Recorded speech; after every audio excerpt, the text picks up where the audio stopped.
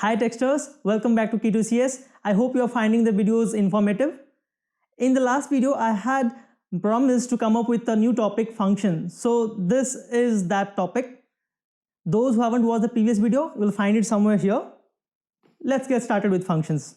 So guys, function. What is a function? I know all of you might have already used function, but I thought of taking a ride again into this topic so that every one of us would be on the same page during our live session, which is today. So what is function? Function is just like a friend to the main function. Like we all have friends, right? What we do, like this friends help us in our task. Let's say you have got 5 tasks and you can do only 2 things at a time, at a given time. So what we'll do, rest of the 3 tasks you will ask your friends to help. Let's say you have 3 friends, A, B and C. You will give a task to A, please A, do it. Okay, B, please do this. C, please do this. So likewise, what main function will do, main function will divide its tasks among various functions. Let's say a main function has 4 tasks, addition, subtraction, division and multiplication. 4 tasks are there. So what we can do is, we can divide these individual tasks to individual functions. Add function will take addition, subtract function will take subtraction, division function will take division and multiplication function will take the task of multiplication. They may calculate they would calculate the result and they may return the value or print it there itself. That is a different thing which we will come to that later. But for the time being, just understand that function is nothing but it is like a function, like it is it is just a friend to the function, right? Okay, so just to get to the syntax, I know you have used, but as I said, we'll just revisit the function thing. So this is the syntax of function. See, we are revisiting, but I'm very sure that you would have a different look or you would have a different perspective after this video on the function. So join me, get along with me, bear me for this video. It would be really interesting. Just be here. So as you see here, the syntax of function, you can see here the return type. First we'll write the return type, then the function name, pair of parentheses, and within this block we write the statements, right? Okay, if you go to different programming language, you will get some different, but here I have taken this example of C++, so this is the syntax you would follow. I'm here to explain the concept basically, because when you understand the concept, you can easily implement that in any language provided that you know the syntax. So let's go for this. So there is an example here. I have used the return type as void, name of the function is fun and the parenthesis, and this task here is cout, this is function. So guys, this is a C++ statement to print something. So I am printing this string, this is function. So here void, return type is void. What does that mean? This function is not returning anything. That is why return type is void. If we will, or if this function will return anything, something, we will put the return type as according to that actually. Let's say the function will return int, so we'll put int as the return type. So we'll come to that later, not now basically. So let's go to the next thing. Next thing is various types of function.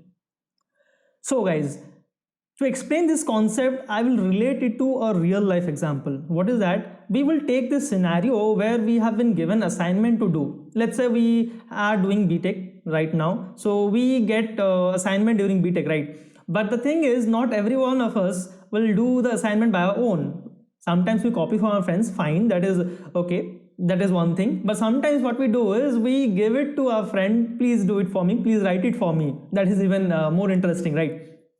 So in that case, 4 scenarios come into picture. What? First thing is by assignment copy, write assignment, submit. What is this? What do you mean by this? By this I'm saying you would just ask your friend to write the assignment. You will not give any assignment copy or something. Your friend will buy the assignment copy, write the assignment into it and then submit it.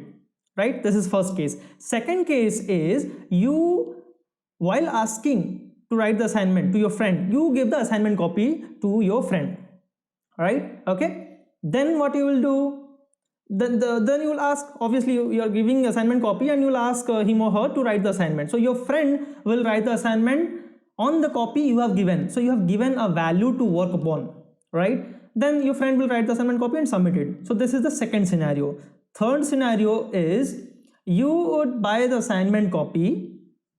Sorry, not you will buy the assignment copy. You will just ask your friend to write the assignment. Your friend will buy the assignment copy, write the assignment, but you have asked him or her to return the assignment copy to you, because while submitting the copy you have to sign there. So that is why your friend, after completing the assignment, would return the copy to you and you will submit, right? And the fourth and the last scenario here is you give the assignment copy.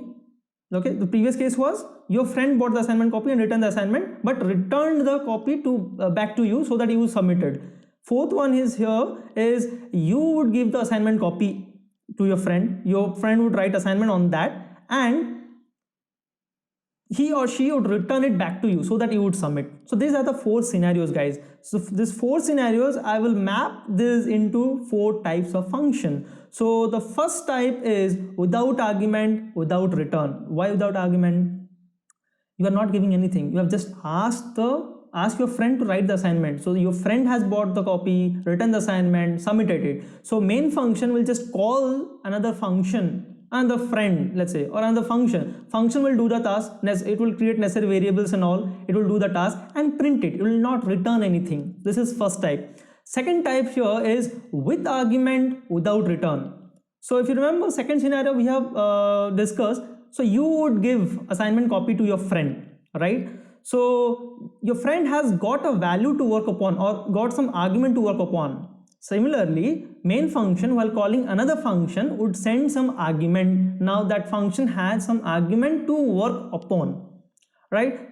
Okay, this is with argument, without return. So that function is not returning anything to you, right? Your friend, after writing assignment, is submitting by himself or herself. It is not returning back to you, right? Similarly, function will not return anything. It will just print the result.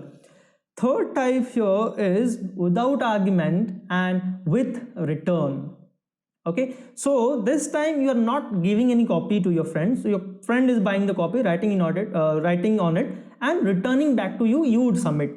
So here comes the concept of return. So the function, after doing the task, creating the variables, doing the necessary job, then it would return the value back to the main function. So this is without argument with return. And the fourth and the last type is with argument with return.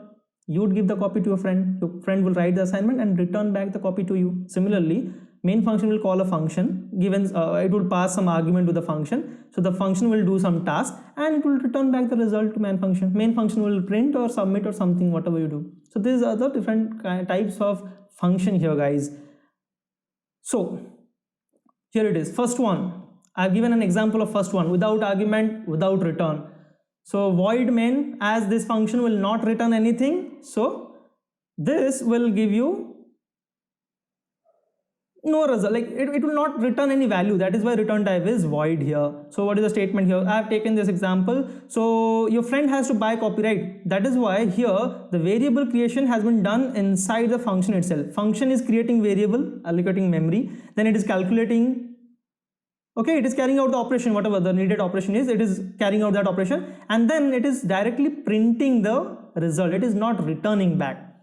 And how would you call this function inside main function? See here, I have written, see this, inside main function, I'll just call this function as fun. That's what. I don't have to return, like I don't have to pass any argument here. One more thing, guys, see, you may see here I have written here void, but actually what we should write is, we should write int main, whatever statement you have, then finally we should write return 0. Okay, this we should write, we should follow this methodology or programming methodology, we can say. This should be done actually. So this is the first type. I hope you are getting this. Please let me know if you have any doubt on this. Then the second type, I have given one more function here for this. So see this. So here I have this function which will not return anything as the return type is void, but it takes two argument here. See, int a, int b. These are called as parameters. Okay, parameters. These are actually formal parameters. This a and b are called as formal parameters. So here, in order to store the result, I have just taken another variable int result res. Even you can do the operation without taking this variable, but I just wanted to keep it simple. That is why I have taken this variable. So I calculated the required operation. I have done the required operation here, result equal a plus b. Then I printed it here. I don't have to return here. This function is not returning anything, so I just printed it here.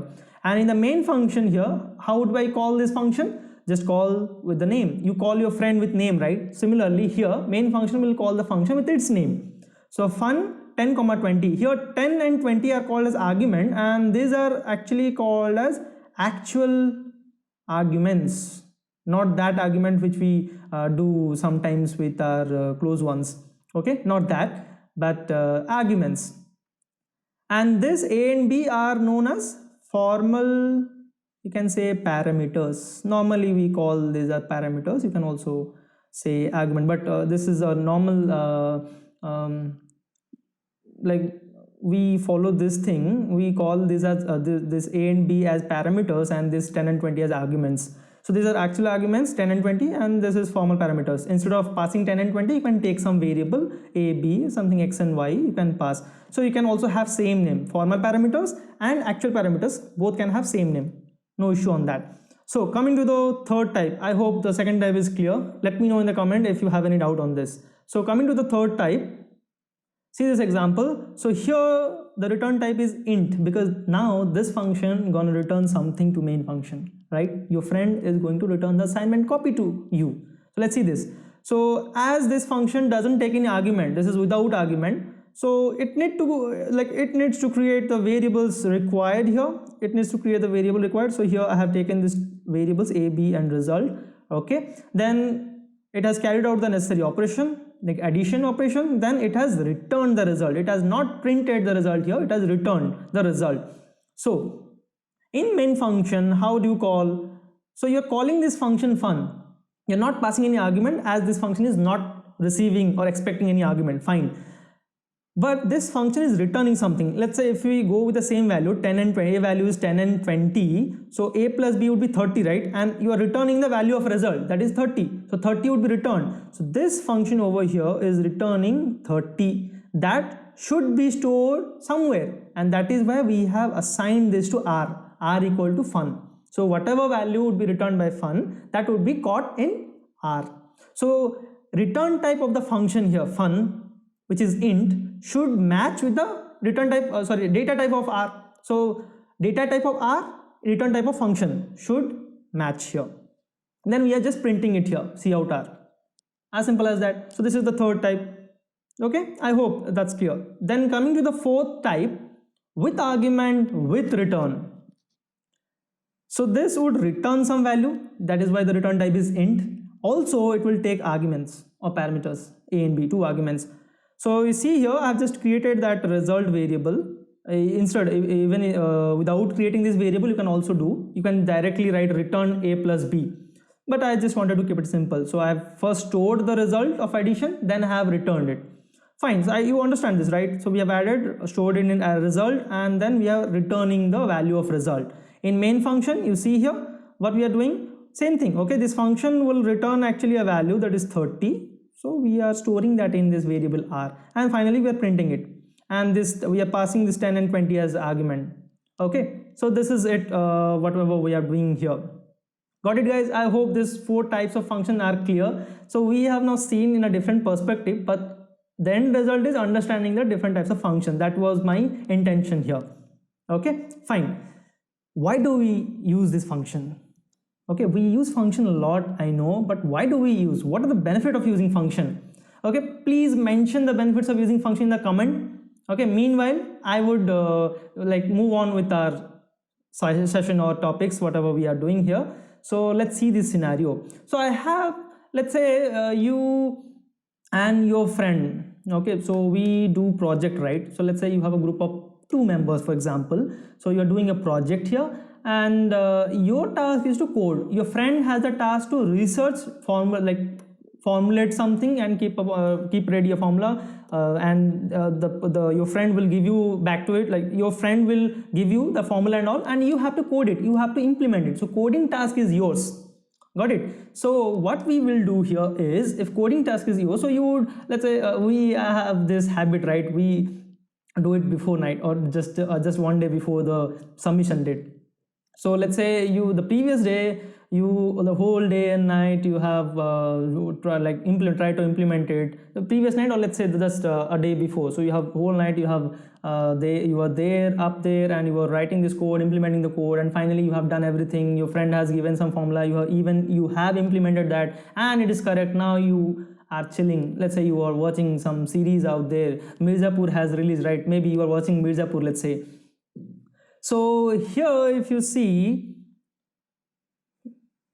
let's assume that you don't know function. Okay, you are using a monolithic way of writing the code. You are not aware of the function, you are just writing in a monolithic way, everything in the same main function. You are not dividing it, you are not making it like, you are not dividing the task into different functions. So you are just writing it here, like all the thing you are writing in the same main function. Okay, so this is not a monolithic way of code. So there are certain lines, this is line 1, line 2, and this is the formula given by your friend which you have to implement using different values. So here you have written a equal to 25 plus 29 with some addition. I have just taken simple calculation. In your actual project, in real life project, it may be something else. Okay, then d equal to 2 into a, as this. See, I have just taken 2 lines of calculation. Maybe there would be 20 lines of calculation with different values. Okay, let's say after, okay, this is done, then after few lines, let's say at line 100, this is line 99, so at line 100 and 101, again you are doing the task, same task, operation is same, but this time the values are different, 27 plus 32 and 2 into a, right? Okay, so let's say similarly we are following this. So at line number 201 and 202, we are doing again the same operation, but with obviously with some different values. So after some lines again we are doing the same thing, same operation, but again with a different set of values, and same goes on here and here. Let's say we have done this calculation or operation at 500 places. Okay, or let's say okay, I'll just decrease it. Let's say 100 times. At 100 places we have done this calculation. Every calculation here we have taken 2 lines. So two lines at 100 places. Basically you have written 200 lines of code. Okay, but you are doing the same operation, just the values are different. Okay, isn't don't you feel that we are just writing the same logic again and again, but just for the sake of different values we are writing the logic again and again? What if we have a machine? Okay, what if we have a machine which would do that operation? The logic would be there stored in that machine, and we will just give the values there, it would work upon it and return us the result. That machine here is function. Okay, define this function. See here, kind of this one. So I have a function here which accepts 2 arguments b and c, and you see here it does the necessary calculation. Whatever we needed there, it is doing the necessary calculation, and finally it is returning us the final result. So wherever you had called, wherever you have written the calculation, let's say I have just taken 2 lines of code for calculation, it may be 20 lines. Instead of that 20 lines, you can just have this line, just call the function, and this function will return you the result which would be stored in D. The rest you can just do some operation on D, whatever you are doing there previously. Okay, similarly, so this 20 lines can be replaced with this function call. Similarly here, so we have just replaced, see, 20 lines at 100 places. Okay, 2000 lines of code, same logic, we're writing it just for the sake of different values. So what we have done here is we have just taken the logic somewhere, like a machine. We have that logic stored somewhere, we are just fetching some values to it, it is doing the operation and giving us the result, and we are just working on the end result. Okay, so what we have done here is we have written the logic once and we have used it again and again. So code reusability is one of the important advantage of using function. Okay, right?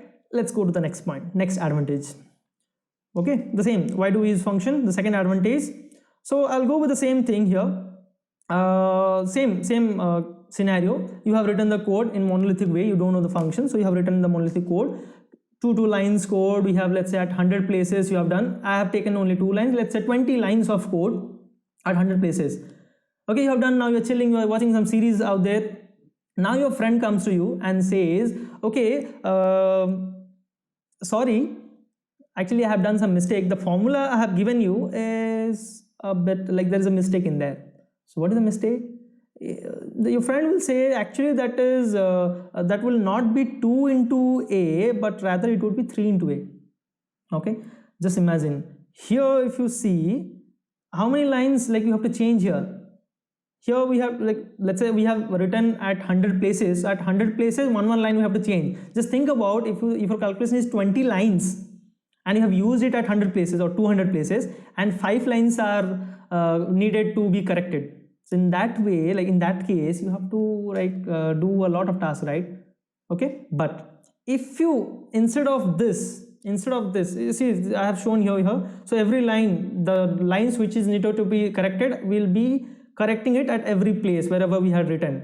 But if we use function like this, okay, you just need to change at one place in the function itself. Okay, see here I have done here. So this d minus 2 into a, it should be replaced with d into 3 minus 3 into a, and everything rest is same. Let's say, so if you have to change 5 lines of code, then you will just change 5 lines of code inside this function definition, not 5 lines at every 100 or 200 places. Are you getting my point? So this is the benefit of using function, guys. One is code reusability, we have seen, and one is error debugging would be easier. Okay, error debugging would be easier. Not only this, one more point I have, see this. Like I said, let's say you have 4 tasks: addition, subtraction, division, and multiplication. So you have written functions, right? You have functions, so you have done it using function. So you see every time this subtraction function is giving like, okay, the result of the subtraction is wrong, you are getting wrong result. So you exactly know where to go. You will directly go to the subtraction function and check out there what mistake I have done there. You don't have to search over it. If you write in a monolithic way, first you have to search where you have done the subtraction function and at what places. Okay, but if you use function, you will directly go to subtract function and you check out there, okay, some mistake you might have done. So using function makes your program modular. It divides your task into different modules. It divides your program into different modules. Okay, so guys, I hope you found this video helpful. So this video is a prerequisite for today's live session. Catch me live at 7:30 p.m. on our channel Key to CS. Subscribe and click on the bell icon to get notified before my live sessions.